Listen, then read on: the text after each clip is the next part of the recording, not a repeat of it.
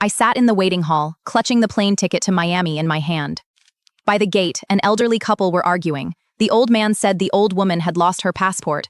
A little boy was climbing all over the seats. His mother on the phone. I told you, the wedding is tomorrow at 3 in the afternoon, and you have to get here, god damn it! Tomorrow at 3 in the afternoon. My wedding. I kept thinking, why am I getting married? Not the philosophical why do people get married, but the specific, real me, Harley Bennett, 28 years old, why am I marrying Derek McMillan? I thought for a long time. No answer. Ladies and gentlemen, we regret to inform you that the flight to Miami has been delayed due to weather conditions. The estimated delay is 5 hours. The waiting hall erupted. The mother on the phone started cursing. The old woman looking for her passport began to cry. I put my phone away and leaned back in my seat. 5 hours.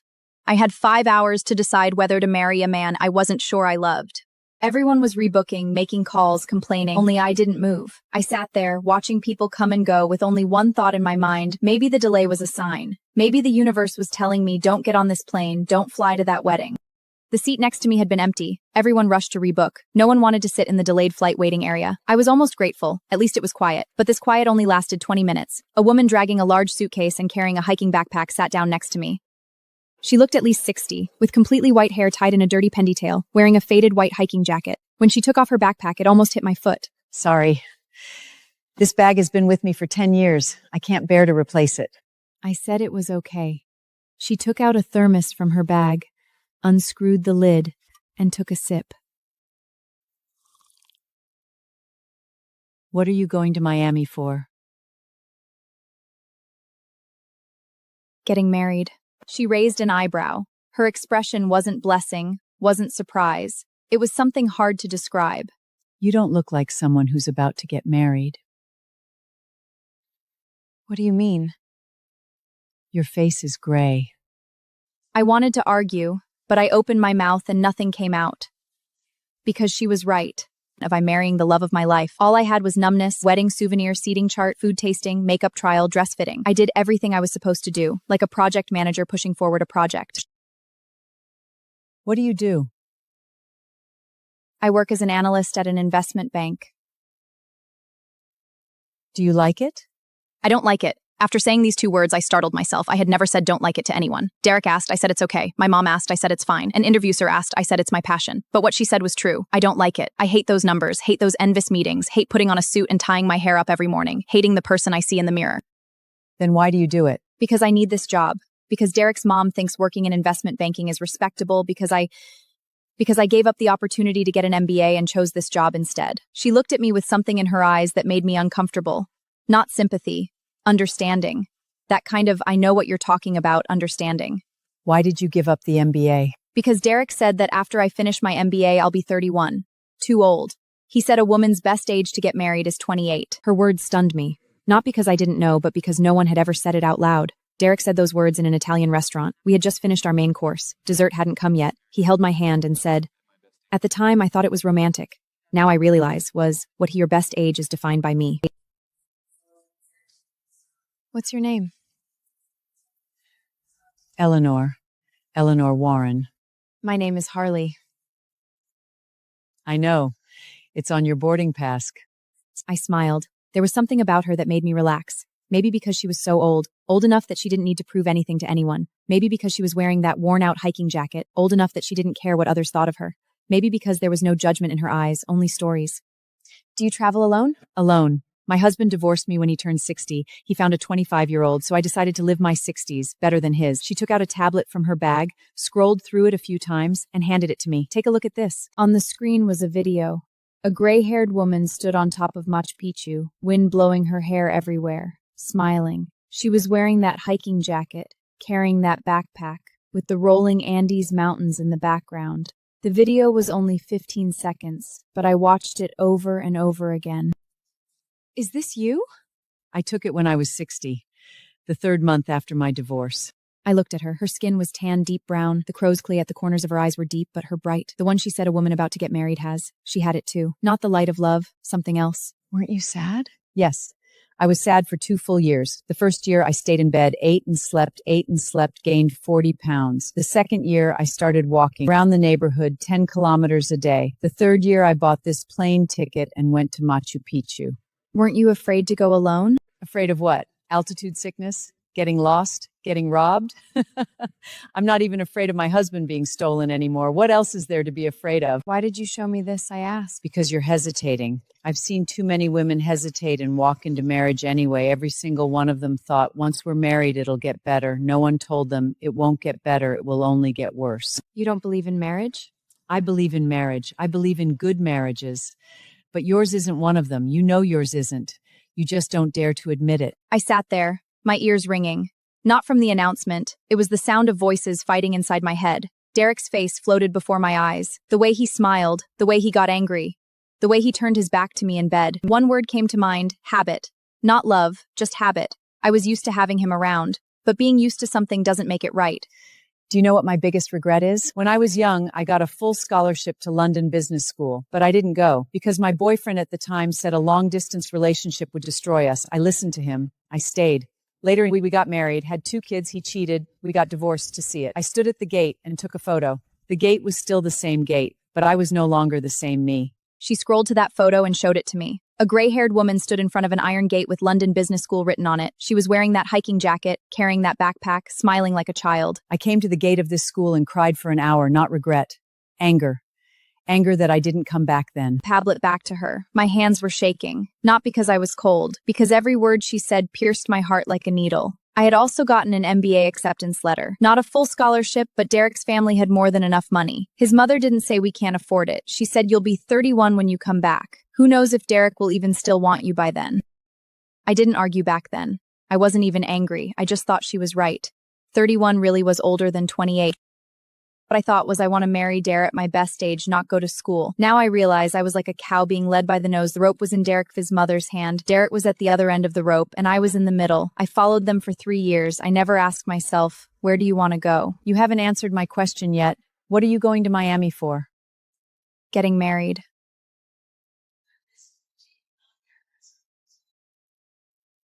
Are you sure? I stood up. I didn't know what I was doing. I just felt like I couldn't sit anymore. I walked to the floor-to-clean window and looked at the planes on the tarmac, one by one lined up, waiting to take off. Mine was in the distance, engine still off, like a sleeping metal bird. I imagined myself on that plane, flying to Miami, flying to that wedding, putting on the wedding dress that took 3 months to custom make, walking down the aisle, Derek waiting at the end. His mother sitting in the front row wearing a big hat with a flower on it. Everyone was smiling. I was smiling too. But I thought of Eleanor's words. I turned around. Eleanor was still in her seat, eating an energy bar. She saw me looking at her and waved. I walked back and sat down. When did you start traveling? 60, the year I got divorced. I made myself a list. 100 places I wanted to go. I've been to 83 so far. Where do you most want to go? Antarctica. But I haven't saved enough money yet. It costs over $10,000 to go to Antarctica. My pension isn't enough. Maybe when I'm 80, if I can still walk by then. I looked at her face. Her skin was tanned deep brown, fine wrinkles around her eyes, chopped lips. She wasn't beautiful at all, but she was the most beautiful person I had ever seen. Because in her eyes, there was something I had never seen in anyone else's eyes. Freedom. That kind of I don't need anyone's permission to go anywhere freedom. How did you do it? 60 years old, alone, starting from scratch. Weren't you scared? Yes. But being scared and being afraid to act are 2 different things. Being scared is normal. Being afraid to act is not. You can be scared, but you still have to do it. Because if you don't, you'll be even more scared. Scared of getting old, scared of regret, scared of wasting your whole life. I lowered my head. My phone lit up. Derek had sent another message. I didn't reply. I turned my phone over and placed it face down on my lap. Eleanor, do you know what I'm thinking right now? What? What would happen if I don't get on this plane? She looked at me, a smile slowly curling at the corners of her mouth. It wasn't a laugh. It was that finally expression, like a teacher who had been waiting a long time, finally seeing her student arrive at the answer on her own. Do you want to hear the truth? Yes. You won't get on this plane. I could tell the moment I sat down. Your suitcase is covered in luggage tags, but you didn't even bring a wedding dress. You were never really planning to go through with this wedding. I was stunned. How did she know? Your carry-on is too small, she said. You checked a suitcase, but all the tags on it are from 3 years ago. You bought this plane ticket 3 years ago. You've been hesitating for 3 years. Bought a ticket, waited for a delay, waited for someone like me sitting next to you to tell you, you don't have to get on this plane.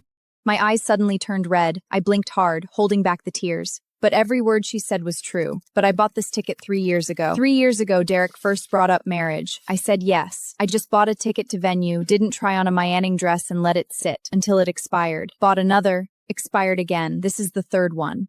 I told myself I'm just busy. Investment banking is too busy, no time to plan a wedding. But the truth was I didn't want to plan it. I didn't want to marry Derek. I just didn't know how to say no. The first time I bought this ticket 3 years ago, I planned to figure it out on the plane. But that flight wasn't delayed. Took off on time, landed on time. I got to Miami. Derek picked me up at the airport. We had dinner, drank, had sex. And then I just forgot the question. You didn't forget, you just buried it. But it's been growing. Like weeds. You can't pull it out. The announcement came on again. This time it said the delay might be shortened to 4 hours. People around them breathed a smile of relief and started lining up again. I sat still. Eleanor sat still too. Aren't you gonna line up? I'm not in a hurry. I don't need to be on anyone else's schedule. Wherever I go, I'm alone. I'll get there when I get there. A little late doesn't matter. Then why are you taking this flight? Because I want to go to Miami for a Cuban sandwich. Completely serious, not joking. There's a little place in Miami on 8th Street called Sanguiche. Their Cuban sandwich is the best I've ever had. I go there once a year. I looked at her face and suddenly laughed. Not because it was funny, because I was in awe of her state of being. 60 years old, divorced, traveling alone on a plane just for a sandwich. No one rushing her, no one waiting for her. She didn't need to answer to anyone. Her life was her own. Do you think I'm selfish? What? What if I cancel the wedding right now? Derek's mom booked the banquet hall. The invitations have all been sent out. Everyone is waiting for me to show up. If I suddenly say I'm not coming, they'll think I've lost my mind. What do you think? I think I'll become a selfish person. Eleanor unscrewed her thermos again, took a sip of water, and slowly screwed it back on. Harley, let me ask you a question. When your mom got married, was she willing? Yes. She loved my dad very much. Would she want you to marry someone you're willing to marry with all your heart? My tears finally fell. Not because I was sad, but because I suddenly understood. My mom would want me to be happy. She wouldn't want me to marry someone I'd been hesitating about for 3 years at 28. She wouldn't want me to be unable to smile at my own wedding. She wouldn't want me to wait until I was 60 to cry at the gate of London Business College like Eleanor. I took out my phone from my bag and opened Derek's message thread. I read through all the messages he had sent. Iran, the hell are you? Call me back. Are you trying to ruin this wedding? Harley, you don't love me anymore, do you? I stared at those words, my finger hovering above the keyboard. Wind blew across the tarmac. Through the floor-to-ceiling window, I could see the clouds parting. The sun emerged from behind them, golden light spilling over the plains. I typed a few words, deleted them. Typed again, deleted again. Then I typed 7 words. Wedding canceled. I'll pay you back for the ticket. I pressed send. Then I turned my phone off. Eleanor sat next to me, saying nothing. She just reached over and took my hand. Her hands were rough, her nails cut short, age spots on the back of her hand. But it was the warmest hand I had ever held in my life. I typed a few words, deleted them. Typed again, deleted again. Then I typed 7 words. Wedding canceled. I'll pay you back for the ticket. I pressed send. Then I turned my phone off. 5 minutes later, boarding began. Everyone stood up and pushed forward. Only Eleanor and I remained seated. Aren't you boarding? No. You?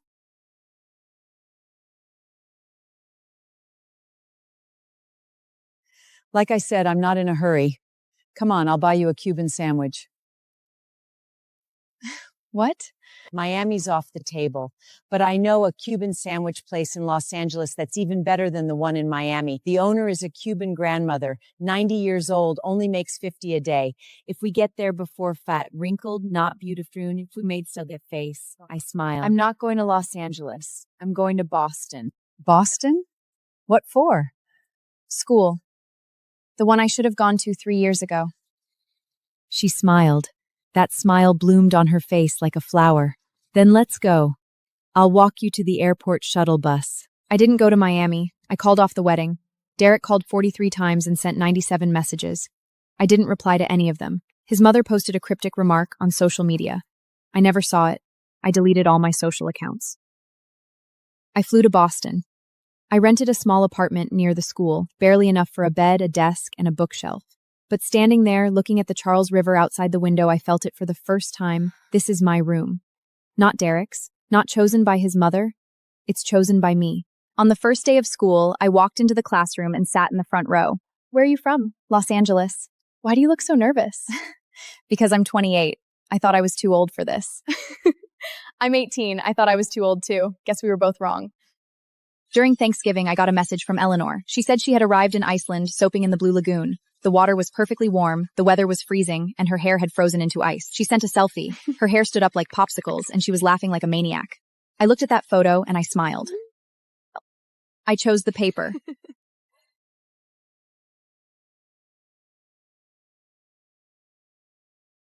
But I set her photo as my phone wallpaper.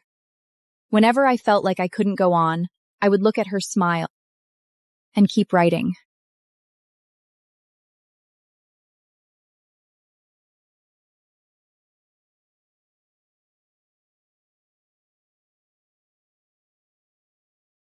Spring of my second year, I did something I would never have done before. I applied for the exchange program at London Business School. Derek's mom used to say, Now, no one asks that question anymore. Derek doesn't need me anymore. He got married 3 months ago to his mom's best friend's daughter, a 22-year-old girl studying art history. Their wedding invitation was sent to my old address, and my landlord forwarded it to me. I opened the invitation and looked at the photo of Derek and his bride. The bride was beautiful, very thin, wearing a lace wedding dress seen on Disteriver. Derek wore a dark blue suit, his hair slicked back, smiling a very standard smile. I put the invitation away in a drawer, not to treasure it, and not to throw it away, just to keep it. It's a part of my past. I don't need to deny it. I just don't need to be affected by it anymore.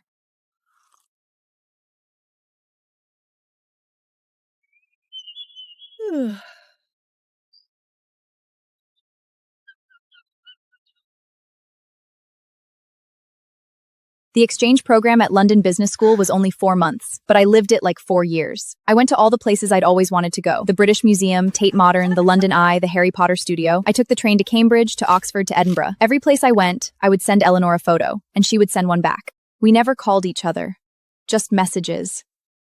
But I felt like she was always by my side. Like a distant, unfamiliar mother who gave me a second life.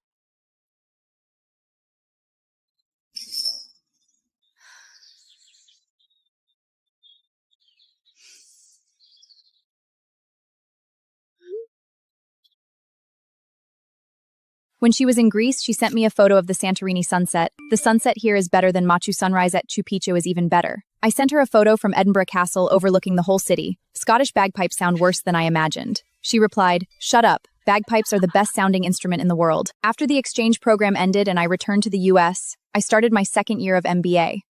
That year, I made a decision.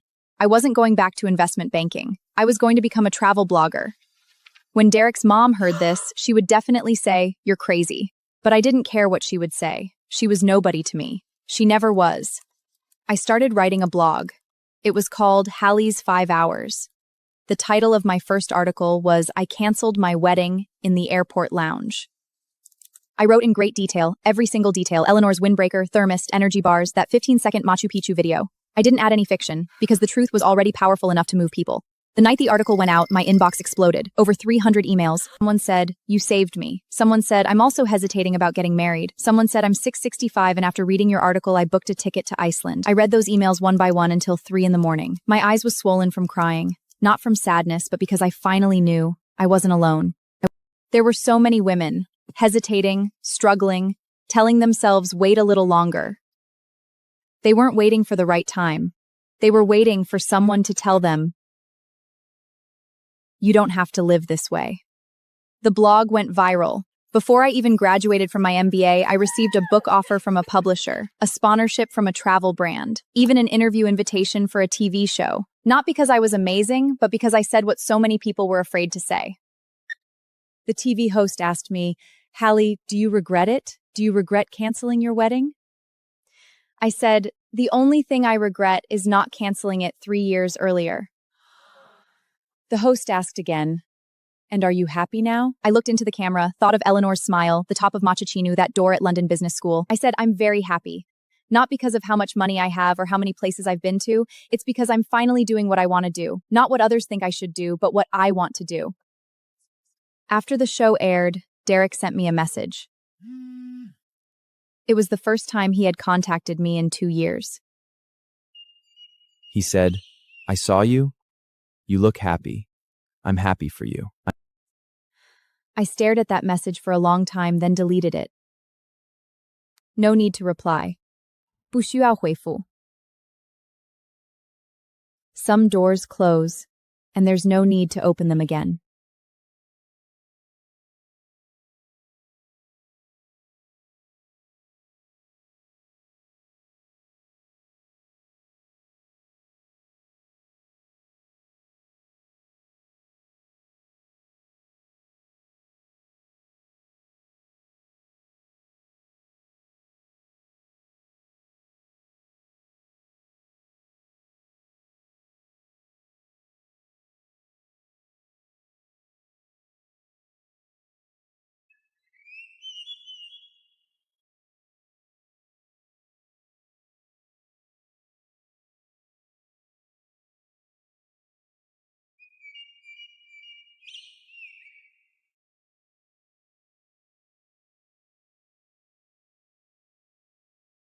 On graduation day, my mom came. She sat in the first row, wearing the blue dress I bought her. When I walked onto the stage to get my diploma, she was clapping. Not the polite kind of clap. She clapped so hard her hands turned red. Hallie, I'm sorry.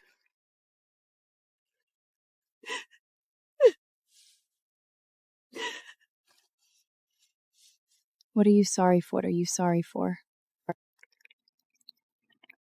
I'm sorry I didn't support you to go to school back then. I'm sorry I listened to Derek's mom. I thought women should marry at 28, not study at 31. I'm sorry I almost made you become someone you don't like.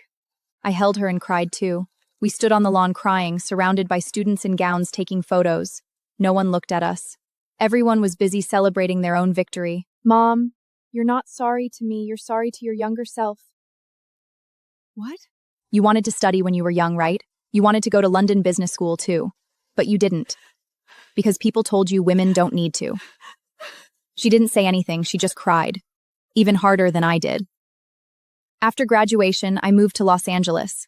Not because I loved LA, but because Eleanor was there. She had a small apartment in Koreatown with a 24-hour tofu soup shop right downstairs. She said she picked this place because you don't need a thick coat in winter. The day I arrived, she was waiting for me downstairs. She was 70 years old, but her eyes still sparkled. You're here. I'm here. Where's your luggage? Just this bag. You said it yourself, don't bring too much stuff. You learn fast. We went to that Cuban sandwich shop she talked about. The 90-year-old owner was still there, making sandwiches behind the counter. Her fingers were twisted, but she flipped the sandwiches as neatly as ever. You're back again? Brought a friend. You're not her friend. You're her daughter. Eleanor didn't correct her. Neither did I. Maybe in another parallel universe, she really is my mother. A mother who lived for everyone else before she turned 60. And lived for herself after. I settled down in Los Angeles. My travel blog turned into a vlog. I started posting short debt videos on TikTok, themed where I went after calling off my wedding. The first video was only 45 seconds long. 2 years ago today, I almost married a man I didn't love. Today, I'm here, eating a sandwich. That video got 7 million views.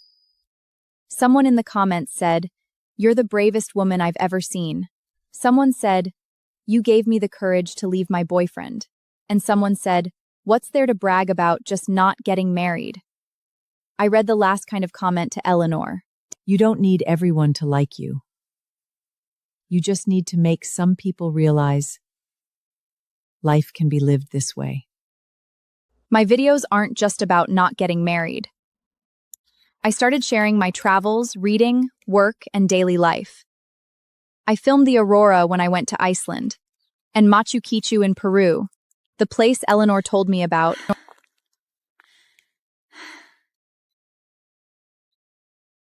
Eleanor, I made it. This is your Machu Picchu, and it's mine too. I sent the video to Eleanor. She didn't reply. She was on a small Greek island with bad signal. But later, I received a photo from her. I smiled at the photo. You can still meet someone you like at 70. Love isn't just for people in their 20s. It can happen at any age, as long as you keep living. My vlog grew bigger and bigger. I signed with an agency, got sponsorships, and published my second book. My life looked glamorous. But only I knew that late at night, I still thought of Derek. Not him, the road I didn't take. What if I'd married him? Maybe a big house in the suburbs, 2 kids, an SUV, Stossable kicking up at Costco on weekends. It's not a bad life. It's just not the one I want. One day, I got a message from a stranger. It was from a woman. She said, "Hallie, I'm Derek's new wife." No, ex-wife. We got divorced. She said Derek cheated on my videos and finally realizing that Derek just can't cherish anyone. One day, I got a message from a stranger. It was from a woman. She said, "Hallie, I'm Derek's new wife." No, ex-wife. We got divorced. She said Derek cheated my videos, finally realizing it me who just can't cherish anyone. I'd lived in Los Angeles for 2 years. Eleanor was going to Antarctica. She'd finally saved enough money. I went to the airport to see her off before she left. She still wore that same jacket, with that same hiking bag. Only her hair was whiter than 2 years ago. Are you really going? I really am. Aren't you afraid of the cold? I am. But I'm more afraid of not going. Hallie, you know what? When you first showed up, I thought you were a little girl who needed help. But later I realized you helped me too. What did I help you with? You made me see that what I do matters. If I'd never filmed that video at Machu Picchu, if I'd never sat next to you in that terminal, you wouldn't be where you are now. And I would never have known you can go to Antarctica at 70. We hugged. She was small and thin, but strong. Text me when you get there. I will, if the penguins don't eat my phone. Eleanor sent me 37 messages from Antarctica, 37, and every one of them came with 9 photos, glaciers, penguins, seals, and a sun that never seemed to go down. Her last message made me stop scrolling. I stood on the ice for 10 minutes, Eleanor.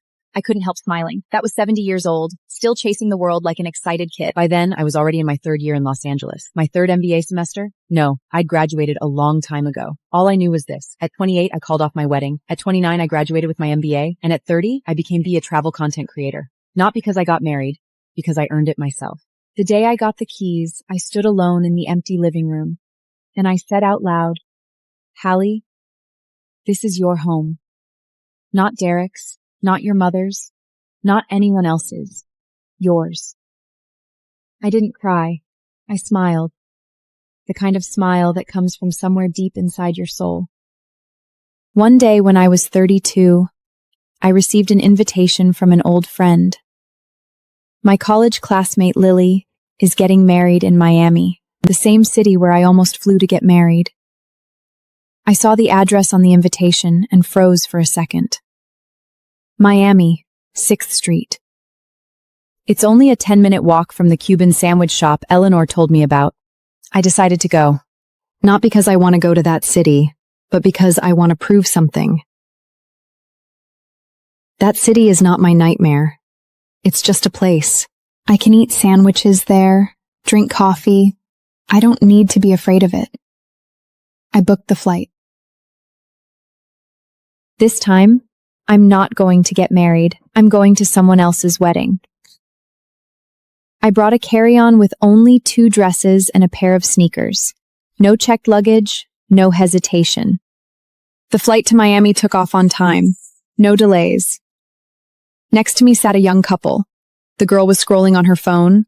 The boy was playing games. They looked like Derek and I used to be. I wanted to say something, but I didn't.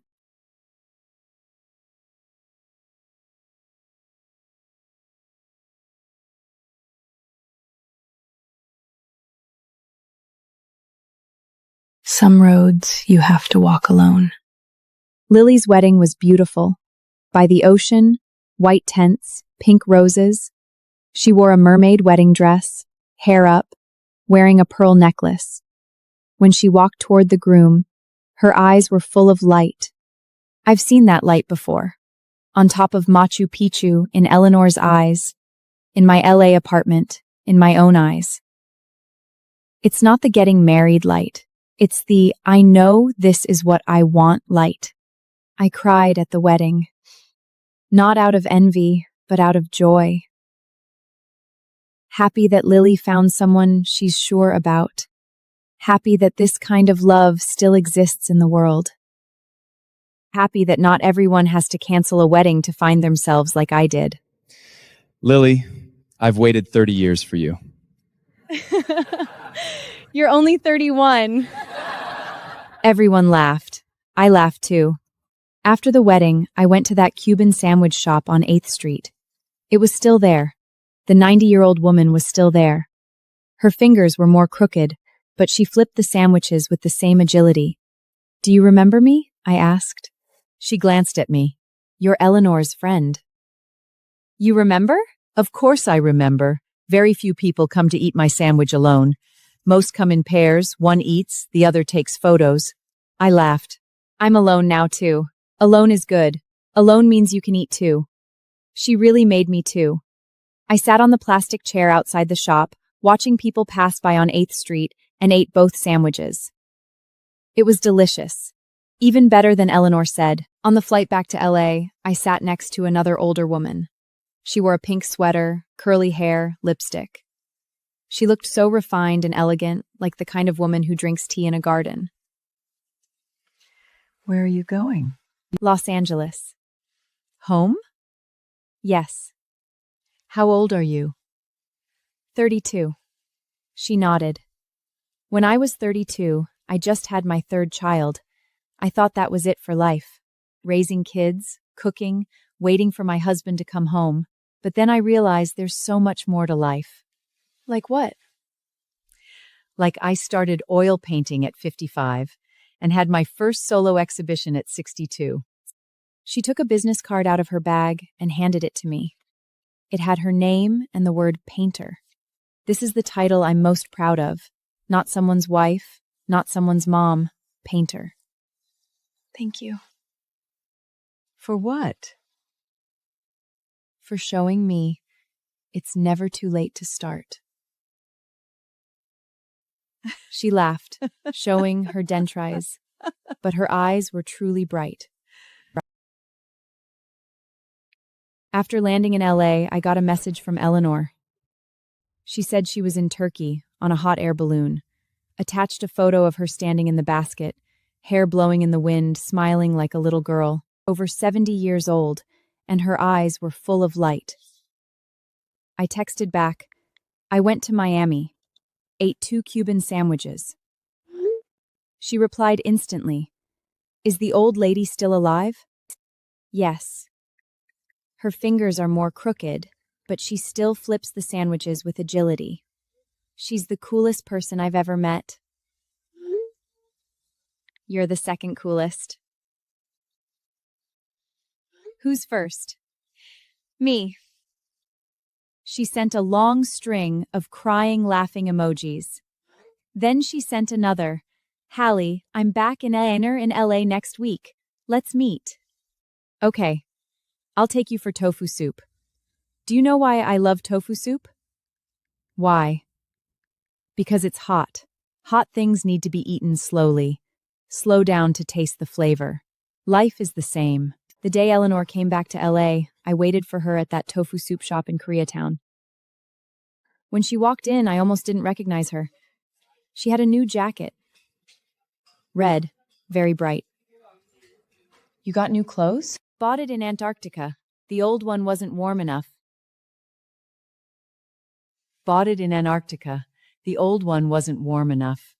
You won't believe what I saw in Antarctica. What? Penguins. Hundreds of thousands of penguins, standing there, not moving, like little people in tuxedos. I looked at them and suddenly thought, they don't stand there to please anyone. They just live. Live there. Live in that freezing cold place. As she spoke, her eyes lit up. Hallie, I want to be like them too. So you, Aunt Rare, don't need to be pretty. Don't need to be liked. Just need to live in my own place. I held her hand. You already are. We ate that bowl of tofu soup for 2 hours. Not because the service was slow, but because we kept talking. She talked about George. She said they met twice more after Santorini, but eventually broke up. He's a good man, but he wants to settle down, wants someone with him. I don't. I still have so many places to go. My legs can still walk. My eyes can still see. I don't want to stop. Aren't you afraid of loneliness? I am. But I'm more afraid of being lonely when you're with someone. Do you understand? I understand. When I was with Derek, I often felt lonely. He was next to me, but he was on his phone. I was zoning out. We were in the same bed, but there was a wall between us. That kind of loneliness is way scarier than being alone. At least when you're alone, you don't have to pretend. Hale, do you like anyone? No. I don't think I've found myself yet. When I find myself, maybe someone will see me. Maybe not. But it doesn't matter. You've really grown up. I did vlogs for another 2 years. My followers grew to 5 million. I went to 40 countries, filmed 400 videos, wrote 3 books. Many people envy my life, but others don't understand. Someone asked, "You don't get married, don't have kids. What will you do when you're old?" I said, "When I'm old, I'll go to Antarctica to see penguins." This answer was cut into a short video, played 30 million times on TikTok. Comments said, "Just as every best scene answer." Others said, "You're just avoiding responsibility." I read the second comment and smiled. Who says a woman's responsibility is to get married and have kids? My responsibility is to live my life well. If everyone lived their own life well, the world wouldn't need so much responsibility.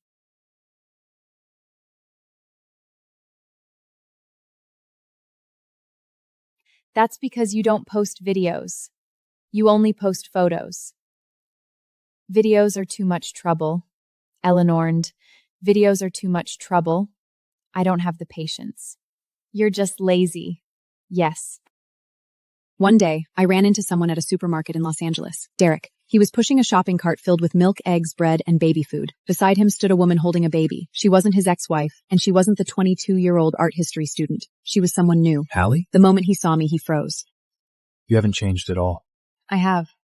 I've changed a lot. You just can't see it. Who are you? An old friend. Then I left. Didn't look back. No need to look back. Those days pushing a cart with baby food in a supermarket weren't what I wanted. What I want is further away, on top of Machu Picchu, in the Santorini sunset, on the Antarctic ice, in those places that haven't been named yet. That night, I called Eleanor. It was the first time I'd ever called her. Before that, we had only texted. Eleanor, I saw Derek today. And then?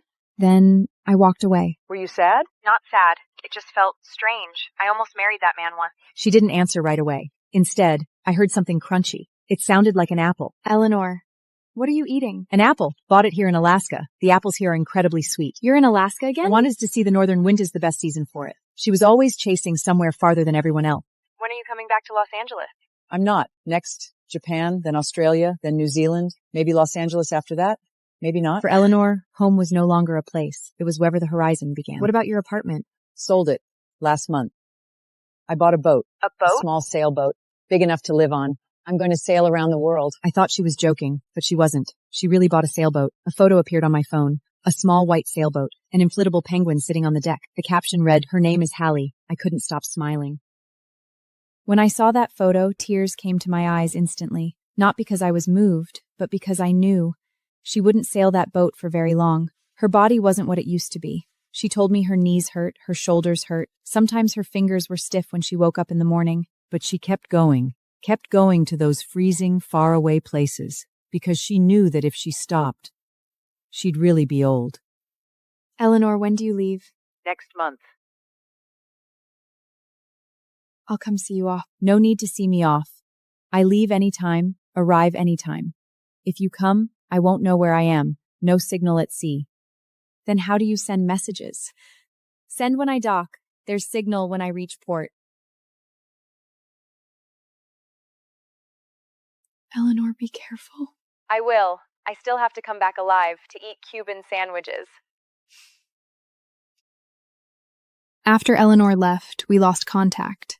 She sent messages when she docked, sometimes weeks apart, sometimes months apart.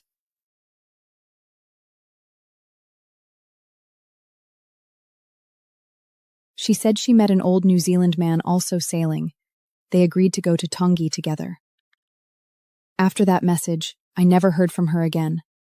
1 week, 1 month, 3 months, half a year. I texted her countless times, no reply. I called, the number was disconnected. I started to be afraid. I checked all her social media. Last post was in Fiji. A year later, I received a package. Sent from New Zealand. The sender was a name I didn't recognize. I opened the package. Inside was a handwritten sailing journal. On the cover it said, "Hal, this is for you." On the title page it said, "Eleanor Warren, 1944-2023. My hands started shaking. I turned to the first page. The first page of the journal had the date, the day she left LA. Every page after that recorded the places she went, the things she saw, the people she met. Her handwriting was messy, like a child's, but every word was earnest. I turned to the last page. The date was the last day before she lost contact. Arrived in Tongi today. The sea water is blue like a gem. I met an old man. He bought me coconut water. I thought of Hale. She would love it here. If I don't make it back, please send this journal to her. Tell her I went to many places, met many delicious sandwiches, not even for a minute. Haley, don't you regret either? I held that journal and cried for a long time. Not because she died, but because she lived so well when she was alive. She turned her life after 70 into poetry. She treated every day like a gift. On the last day of her life, she was still looking at the blue sea, drinking coconut water, meeting new people.